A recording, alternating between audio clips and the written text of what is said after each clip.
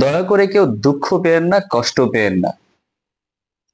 শ্রীলঙ্কার সাথে বাংলাদেশের এই জিনিসটাই হবার কথা ছিল, যে জিনিসটা আজকে হয়েছে। বাংলাদেশ শ্রীলঙ্কার সাথে মোটামুটি 100 রান, মানে 99 রানের একটা বিশাল ব্যবধানে হেরে গিয়েছে। শ্রীলঙ্কা করেছিল 285 রান, আর আমরা করেছি হচ্ছে 187 রান, অল আউট। পুরোপুরি ভাই 50 ওভারও আমরা খেলতে পারি নাই, অনেক ওভার বাকি ছিল। এর আগে একটা ভিডিও করেছিলাম যে জয়ের জন্য যে ধরনের মানসিকতার দরকার, খেলা সম্পর্কে যে ধরনের সচেতনতা থাকার দরকার, তার কোনোটাই আমাদের দেশের প্লেয়ারদের নেই। কেন নেই সেই কথাটা বলছি। যখন আপনি 286 রানের মতো একটা বিশাল টার্গেট চেজ করতে নামবেন, তখন আপনি ধুমধুমার ক্রিকেট খেলতে পারবেন না, মারতেই চাইবেন মারতেই চাইবেন। ব্যাপারটা কিন্তু আসলে সেটা না। আগের 2 ওয়ানডেতে দেখেছি আমরা, যারাই আগে ব্যাটিং করেছে তারাই জিতেছে। আমার কাছে কেন জানি মনে হয় আজকে বাংলাদেশ টস হারার সাথে সাথে ম্যাচটাও হেরে গেছে। এটা ম্যাচ হারছে কিনা এটা পরের বিষয়, বাট আমার কাছে মনে হয় মানসিক ভাবে, মনস্তাত্ত্বিক ভাবে বাংলাদেশ টিম আজকে শ্রীলঙ্কার এগেনস্টে হেরে গেছে। ওই যে আগের ম্যাচের দুইটাতে যারা আগে ব্যাটিং করছে তারা জিতছে, এই জিনিসটা তাদের ব্রেনের মধ্যে ঢুকে গেছে। দ্যাটস ওয়াই তারা আজকে খেলার আগেই হেরে গেছে। দেখেন, কুশল মেন্ডিস আজকে শতক করলেন। কুশল মেন্ডিসকে আউট করার মতো একটা ডেলিভারিও বাংলাদেশের বোলাররা প্রডিউস করতে পারেন নাই।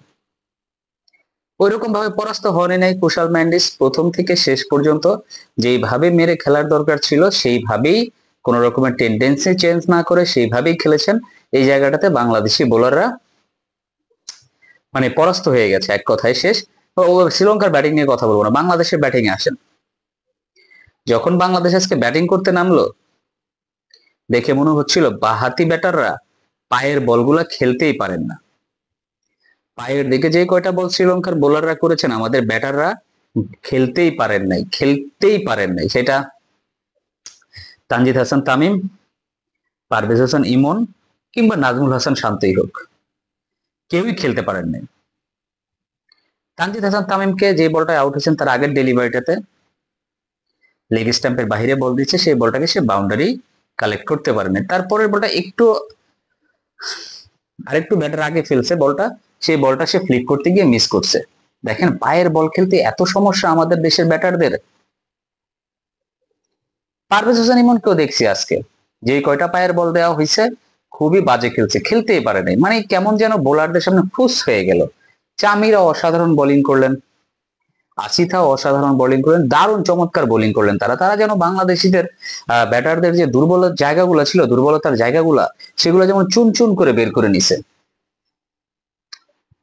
নাজমুল হাসান শান্ত শ্রীলঙ্কার এগেনস্টে যা সবসময় ফর্ম দেখেছি, ভালো খেলেছে। আজকে ভাই ব্যাটে বলের মাঝখানে এত বড় একটা গ্যাপ দিয়ে বল না গেলে, কোন গ্যাপটা দিয়ে বলটা যাবে? ইজি একটা বল ছিল, এত ভেতরের বল, সে কিভাবে খেলতে গেল আমি বুঝলাম না। বলটা উঠে ফিরে গেলেন। তো গেছেন, ভালো কথা গেছেন, একটা পার্টনারশিপের তো দরকার ছিল ভাই। কেউ তো আসলে পার্টনারশিপের কথা চিন্তা করলো না। সবাই যার যার ব্যক্তিগত রানের কথা চিন্তা করলো। তাওহিদ হৃদয় 51 রানের একটা ইনিংস খেলেছেন, ঠিক আছে, বাট কেন জানি আমার কাছে মনে হয়েছে তাওহিদ হৃদয় একটা গা বাঁচানো ইনিংস খেললেন।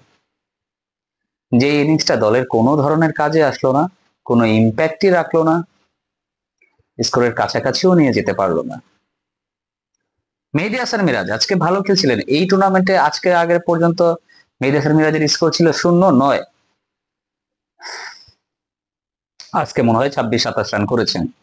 কিন্তু 26-27 রান করার পরে অ্যাজ এ ক্যাপ্টেন যেই দায়িত্বটা তার নেওয়ার দরকার ছিল, ওইখানে একটা 42-43 রানের পার্টনারশিপ হয়ে গিয়েছিল হৃদয়ের সাথে। ওই সময় ওই শটটা না খেলাটা কি উচিত ছিল না? আসলে আমরা তো আর খেলোয়াড় না, আমরা জাস্ট বলতে পারি, সমালোচনা করতে পারি। যারা খেলবেন তারাই এই ডিসিশন গুলো নিবেন, যে ওই জায়গাটাতে যদি ওরকম একটা শট না খেলে আরো 30-40টা রানের টুকুর টুকুর টুকুর টুকুর করে খুচরা রানগুলো নিয়ে যদি পার্টনারশিপটাকে আরেকটু যদি বাড়ানো যেত, তাহলে শেষের দিকের ব্যাটসম্যানরা এসে কি কনফিডেন্স পেতেন না? পেতেন। আমাদের গেম অ্যাওয়ারনেস কখনোই ভাই ছিল না। যখন যে জিনিসটা করার দরকার সেটা আমরা কখনোই করতে পারি না, কোনো প্লেয়ারই করতে পারে না আমাদের দেশের। যেই কারণে শ্রীলঙ্কার কাছে আজকে এই 284 রানের এই 86 রানের এই টার্গেটটার ধারে কাছেও আমরা যেতে পারলাম না। অথচ বছরখানেক আগেই ওয়ার্ল্ড কাপে সাকিব আল হাসান যখন ছিলেন, আমরা কি সুন্দর 280-85 রানের একটা স্কোর চেস করে ফেলেছিলাম, কত ওভার বাকি থাকতে, কতগুলো উইকেট বাকি থাকতে। এইভাবে হলে বাংলাদেশ ক্রিকেটের কখনো উন্নতি হবে না।